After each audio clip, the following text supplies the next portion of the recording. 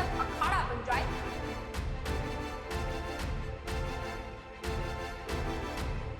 तो समझ जाइए कि इस देश में राजनीति का स्तर पाताल में गिर चुका है। यह बात किसी से छिपी नहीं है कि जंतर मंतर पर कॉकरोच जनता पार्टी यानी सीजेपी के चलो संसद मार्च के दौरान जो कुछ भी हुआ, उसने पूरे देश की अंतरात्मा को झकझोर कर रख दिया है।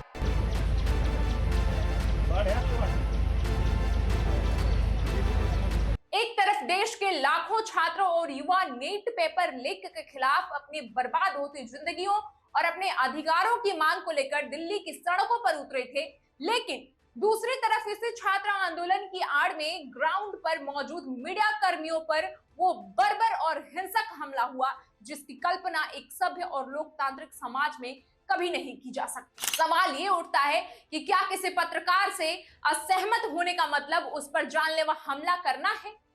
टाइम्स नाउ के रिपोर्टर देव कोटक को करीब 100 से 150 लोगों की उग्र भीड़ ने चारों तरफ से घेर लिया। उन्हें बेरहमी से लात घूंसों से पीटा गया, उनके कपड़े फाड़ दिए गए और हद तो तब पार हो गई जब आंदोलनकारियों के वेश में छिपे उपद्रवियों ने उनके निजी सामान जैसे घड़ी, चश्मा और मोबाइल फोन तक लूट लिए। ये स्टूडेंट्स हैं या कोई चोर डकैत? क्या इसे आप एक शांतिपूर्ण विरोध कहेंगे? क्या यह एक हक की लड़ाई है या सरेआम की गई डकैती है? बात यही खत्म नहीं होती। इस उग्र भीड़ ने महिला पत्रकारों को भी नहीं बख्शा है। टाइम्स नेटवर्क की महिला पत्रकारों जैसे शेफाली निगम और ज्योति मिश्रा के साथ सरेआम धक्का मुक्की और बदसलूकी की गई। उन पर पत्थर और पानी की बोतलें फेंकी गई। जी न्यूज, ऑप इंडिया और यहां तक कि एनडीटीवी की महिला रिपोर्टर को सिर्फ इसलिए निशाना बनाया गया क्योंकि वे अपनी ड्यूटी कर रही थी और सवाल पूछ रही थी। भीड़ ने उन्हें गोदी मीडिया का टैग दिया और इस टैग की आड़ में अपनी इस घिनौनी हिंसा को सही ठहराने की कोशिश की।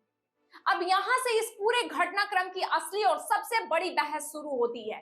इस घटना के तुरंत बाद सीजेपी के आधिकारिक प्रवक्ता सौरभ दास ने सोशल मीडिया पर इस हिंसा की कड़ी निंदा की और पीड़ित पत्रकार देव कोटक से सार्वजनिक रूप से माफी मांगी। लेकिन वहीं दूसरी तरफ पार्टी के भीतर ही एक दूसरा सूर भी सुनाई दिया।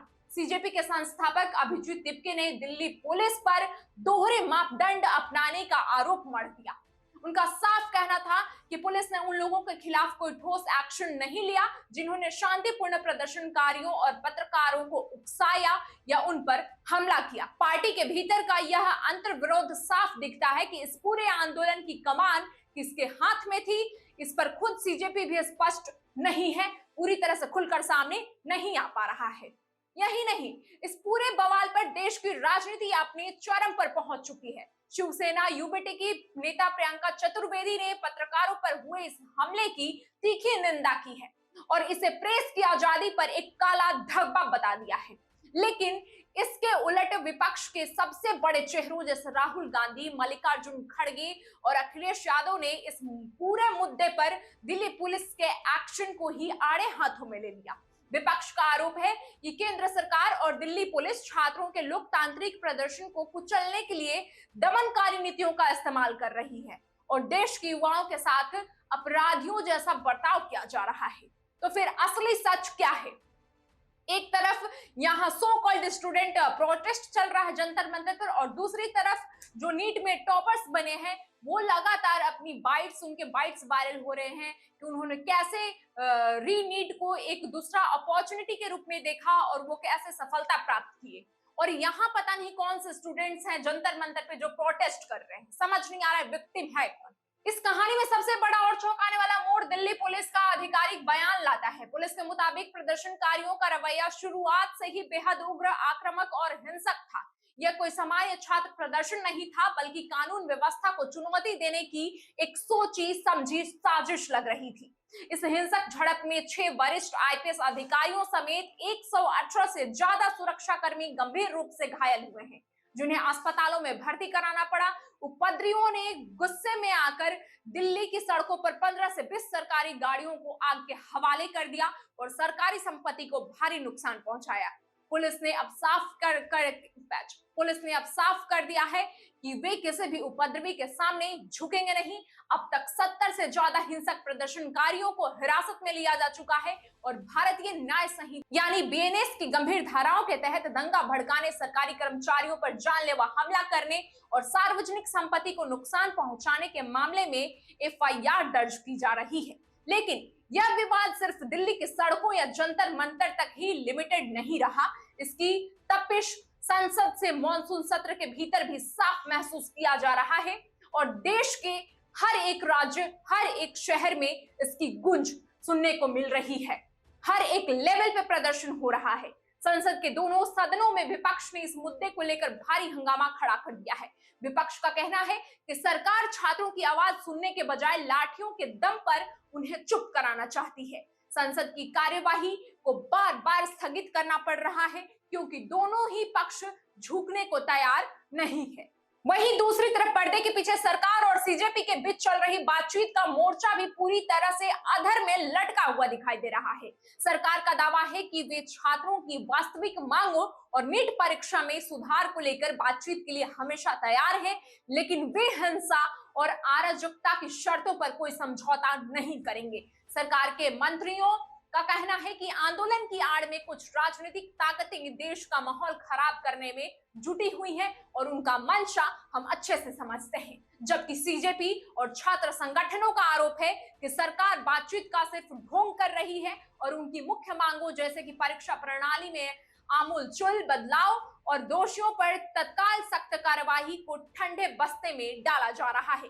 दोनों पक्षों के बीच अविश्वास की यह खाई इतनी गहरी बन चुकी है कि फिलहाल किसी भी समझौते की गुंजाइश नजर नहीं आती। हालांकि अब यहाँ देश के सामने कुछ बेहद कड़वे और गंभीर सवाल खड़े हैं जिन पर हर नागरिक को सोचना होगा। बहस सिर्फ इस बात पर होनी चाहिए कि क्या हमारे देश में अब ग्राउंड रिपोर्टिंग और पत्रकारिता एक जानलेवा पेशा बनती जा रही है। अगर आपको सरकार की नीतियों से, किसी राजनीतिक दल से या किसी न्यूज चैनल के नैरेटिव से कोई आपत्ति है तो लोकतंत्र आपको उसका शांतिपूर्ण विरोध और बहिष्कार का पूरा अधिकार देती है। आपके पास कानून का रास्ता है, लेकिन छात्रों के पवित्र नाम पर भीड़ में जुटकर महिला पत्रकारों को ऑन कैमरा प्रताड़ित करना, उनके कपड़े फाड़ना, उनसे बदसलूकी करना, ये कहाँ का इंसाफ है? क्या ये हिंसा ऐसे करने से आपको इंसाफ मिल पाएगा? क्या ऐसे करके आप अपने मकसद तक पहुंच पाएंगे? हिंसा के रास्ते पर चलकर कभी किसी को न्याय मिला है क्या? आज पूरे देश को यह तय करना होगा कि क्या हम एक ऐसे समाज बनते जा रहे हैं जहां कैमरे और माइक लेकर सच्चाई दिखाने वाले पत्रकारों को हर वक्त अपनी जान हथेली पर रखनी पड़ेगी? क्या अब वो ऐसे प्रोटेस्ट और ऐसी जगहों को कवर करने से वो डरेंगे? क्या देश की राजनीति इतनी गिर चुकी है कि हम चंद वोटों और अपनी राजनीतिक रोटियां सेकने के लिए पूरे देश की कानून व्यवस्था, सरकार, संपत्ति और प्रेस की आजादी को बंधक बना लेने वाले उपद्रवियों के पीछे खड़े हो जाएंगे? सवाल गहरे हैं और इनके जवाब हमें जल्द ढूंढने होंगे, क्योंकि अगर आज देश का चौथा स्तंभ यानी पत्रकारिता सुरक्षित नहीं है, अगर आज कानून का इकबाल खत्म हो रहा है, तो याद रखिए कि कल आपकी, हमारी और इस देश की आम नागरिक की आवाज उठाने के लिए कोई सामने खड़ा नहीं आएगा। आज आप सुन पा रहे हैं, ये जानकारी आपको मिल पा रही है, ये सिर्फ पत्रकारिता ही वो माध्यम है जिसकी वजह से आप अपडेट रहते हैं।